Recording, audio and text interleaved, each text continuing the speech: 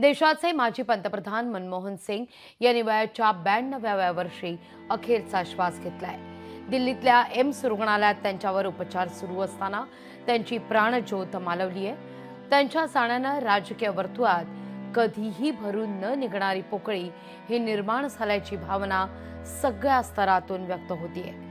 पंतप्रधान नरेंद्र मोदींनी देखील ट्विट करत शोक व्यक्त केलाय। जागतिक दर्जाचा अर्थतज्ञ तसंच एक सरळ साध व्यक्तिमत्व गेल्याची प्रतिक्रिया राजकीय वर्तुळातून व्यक्त होतीये।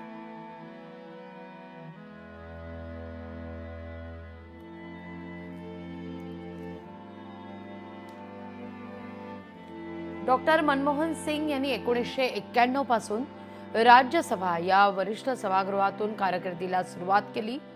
98 ते 2004 या दरम्यान राज्यसभेत ते विरोधी पक्षनेते सुद्धा होते। 22 मे 2004 ला भारताच्या पंतप्रधान पदाची त्यांनी शपथ घेतली। 22 मे 2009 ला त्यांनी दुसऱ्यांदा भारताचे पंतप्रधान म्हणून पद आणि गोपनीयतेची शपथ घेतली आहे। डॉक्टर मनमोहन सिंग यांना सर्वोच्च नागरी पुरस्कार देखील मिळालेला होता, पद्मविभूषण। भारतीय विज्ञान काँग्रेसमध्ये देण्यात येणारा जवाहरलाल नेहरू जन्मशताब्दी सन्मान देखील 1995 मध्ये मनमोहन सिंग यांना मिळाला आहे। अर्थमंत्र्यांसाठी दिला जाणारा आशिया मनी अवॉर्ड देखील त्यांना देऊन सन्मानित करण्यात आलेलं होतं। अर्थकार्यात त्यांचं योगदान उल्लेखनीय आहे। केम्ब्रिज विद्यापीठाचा ॲडम स्मिथ पुरस्कार देखील त्यांना बहाल आहे। केम्ब्रिजमधील सेंट जॉन विद्यालयात उल्लेखनीय कार्याबद्दल राईट पुरस्कार सुद्धा त्यांना देऊन सन्मानित करण्यात आलं होतं। जपान निहोन कायझाड शिबुन यासारख्या अनेक संस्थांनी डॉक्टर सिंग यांना सन्मानित केलेलं आहे। केम्ब्रिज, ऑक्सफोर्ड यासारख्या अनेक विद्यापीठांकडून देखील डॉक्टर मनमोहन सिंग यांना मानद पदवी बहाल करण्यात आली आहे। डॉक्टर सिंग यांनी अनेक आंतरराष्ट्रीय परिषदा आणि संघटनांवर काम केलं आहे। भारताच्या पंजाब प्रांतातील एका खेड्यात त्यांचा जन्म झाला 1932 मध्ये। 1948 साली पंजाब विद्यापीठातून त्यांनी उच्च शिक्षण पूर्ण केलं।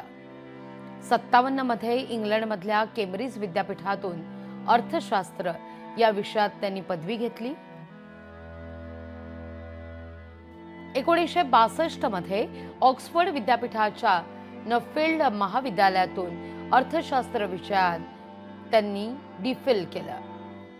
पंजाब विद्यापीठ, प्रथित यश दिल्ली स्कूल ऑफ इकॉनॉमिक्स या ठिकाणी ते प्राध्यापक म्हणून कार्यरत होते। UNCTAD या सचिवालयात त्यांनी काही काळ कामही केलंय।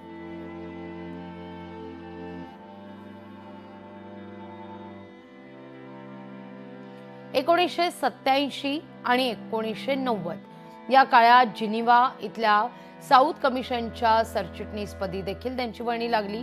आर्थिक सल्लागार म्हणून त्यांनी समर्थपणे जबाबदारी सांभाळली आहे। 1971 मध्ये वाणिज्य मंत्रालयात, 1972 साली त्यांची अर्थ मंत्रालयात प्रमुख आर्थिक सल्लागार म्हणून नियुक्ती झाली। अर्थ मंत्रालयाचे सचिव, नियोजन आयोगाचे उपाध्यक्ष, रिझर्व्ह बँकेचे गव्हर्नर, पंतप्रधानांचे प्रमुख आर्थिक सल्लागार ते होते। 1991 ते 96 या 5 वर्षांच्या काळात डॉक्टर मनमोहन सिंग भारताचे अर्थमंत्री राहिलेले आहेत। PV नरसिंह राव तेव्हा पंतप्रधान होते, तेव्हाचा तो काळ। भारताच्या आर्थिक सुधारणा कायद्यातही त्यांनी आमूलाग्र बदल घडवले। भारताचे 14वे ते पंतप्रधान ठरलेत। खरं तर इंदिरा गांधी आणि पंडित जवाहरलाल नेहरू यांच्यानंतर सलग 10 वर्ष ते देशाचे पंतप्रधान राहणारे पहिलेच होते। विचारवंत आणि अभ्यासक अशी खरं तर मनमोहन सिंग यांची ओळख। संपूर्ण देशात 7 दिवसांचा दुखवटा आता जाहीर करण्यात आलेला आहे। या निमित्तानं केंद्र सरकारचे आजचे देशातले सगळे कार्यक्रम रद्द करण्यात आले आहेत।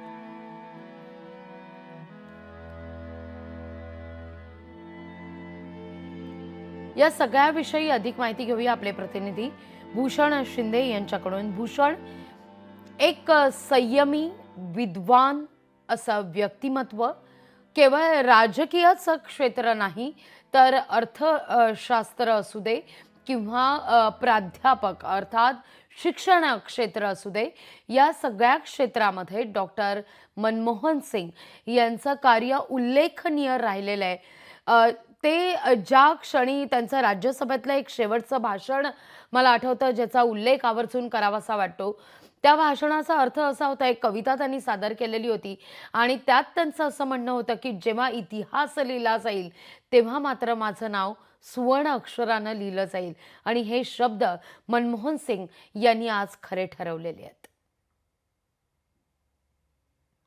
नक्कीच लागवी. संपूर्ण देशासाठी अत्यंत अत्यंत दुःखद बातमी म्हणजे देशाचे माजी पंतप्रधान, देशाचे 14वे पंतप्रधान आणि जागतिक दर्जाचे विख्यात असे अर्थतज्ञ आणि अनेक जागतिक पुरस्कारांनी सन्मानित झालेले डॉक्टर मनमोहन सिंग यांचं काल निधन झालेलं आहे आणि आज संपूर्ण देशाला या संपूर्ण घटनेमुळे कुठेसा धक्का बसलेला आहे आणि कधी या संपूर्ण घटनेमुळे कुठेतरी देश हा व्यथित झालेला आपल्याला पाहायला मिळत आहे आणि एकंदर या संपूर्ण घटनेची सध्या आपल्याला जे परिणाम आहेत किंवा एकंदर या संपूर्ण घटनेमुळे होणाऱ्या गोष्टी ज्या आहेत आपल्याला घडताना पाहायला मिळत आहेत। संपूर्ण देशामध्ये आपल्याला 7 दिवसाचा दुखवटा सुद्धा जाहीर केलेला पाहायला मिळत आहे। आज देशाचे केंद्रीय पातळीवरचे सर्व कार्यक्रम आज रद्द झालेले आहेत। संपूर्ण देशामधील जे शासकीय सर्व कार्यक्रम रद्द झालेले आहेत। एकंदर 7 दिवसाचा दुखवटा असणार आहे आणि एकंदर आज सकाळी 11 वाजता केंद्रीय मंत्रिमंडळाची बैठक सुद्धा पार पडणार आहे। त्या बैठकीमध्ये सुद्धा मनमोहन सिंग यांच्या संदर्भामध्ये चर्चा होऊन त्यांच्या संदर्भातील शोक प्रस्ताव जो आहे तो सुद्धा सादर केला जाणार आहे आणि एकंदर संपूर्ण या घटनेचे कुठेतरी दुःख सध्या संपूर्ण देश पातळीवर आपल्याला व्यक्त होताना पाहायला मिळत आहे। मनमोहन सिंग यांचं जर संपूर्ण ओळख पाहिली तर अगदी 1991 पासून ते अर्थमंत्री म्हणून त्यांचं काम जे होतं ते आपल्याला उल्लेखनीय अशा प्रकारे पाहायला मिळत आहे। त्यांचं कामाची दखल ही जागतिक दर्जावर सुद्धा घेतली गेलेली, जागतिक पातळीवर सुद्धा घेतली गेलेली आपल्याला पाहायला मिळते। त्यामुळे मनमोहन सिंग यांच्या जाण्यामुळे संपूर्ण देशाचं नुकसान झालेलं आहे आणि अगदी मनमोहन सिंग यांचं कार्य जर वगळलं या देशाच्या आर्थिक विकासापासून तर देशामध्ये एक मोठी आर्थिक पोकळी तयार होईल अशा प्रकारे त्यांचं इतकं मोठं काम आपल्याला पाहायला मिळतं।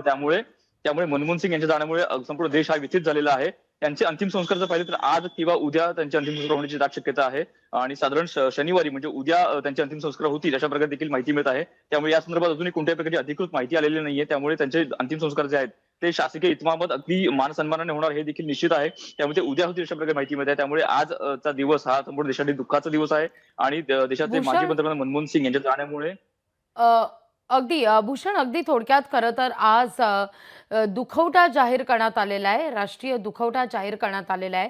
हा 7 दिवसांचा आहे। या काळात सगळे केंद्र सरकारचे कार्यक्रम हे रद्द करण्यात आलेले आहेत। राज्यातही केंद्र सरकारच्या वतीनं ज्या काही योजनांसंदर्भात कार्यक्रम होते ते देखील रद्द करण्यात आल्याची माहिती आता समोर येते। या संदर्भात अगदी थोडक्यात अपडेट द्याल? नक्कीच लागवी. आज जी केंद्रीय मंत्रिमंडळाची बैठक सोडली तर सर्व शासकीय कार्यक्रम रद्द झालेले आहेत। 11 वाजता केंद्रीय मंत्रिमंडळाची बैठक आहे।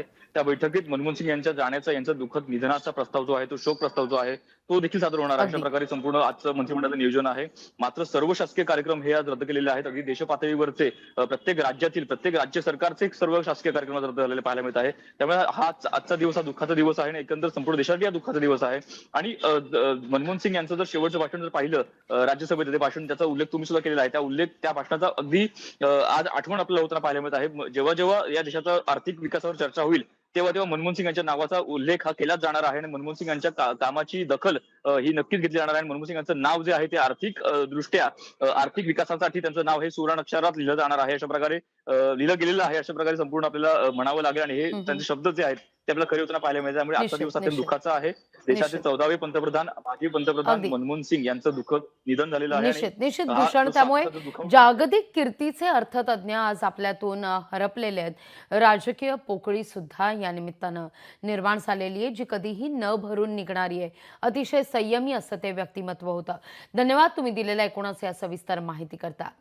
भारताचे माजी पंतप्रधान डॉक्टर मनमोहन सिंग यांचं निधन झालेलं आहे। काल उशिरा एम्स रुग्णालयात त्यांनी अखेरचा श्वास घेतलाय। उपचारादरम्यान एम्स रुग्णालयात त्यांचं निधन झालंय। या सगळ्या संदर्भात राजकीय वर्तुळातून प्रतिक्रिया सुद्धा उमटतायत. पाहूया. Manmohan Singh, 10 years rule has changed the face of India, and his economic reforms and liberalization has given opportunity for Indians India to become more stronger and stronger. I condole his death. So tomorrow's program, sir? I think that tomorrow programs will cancel. लोकशाही मराठी ऐका, पहा, जागरूक रहा.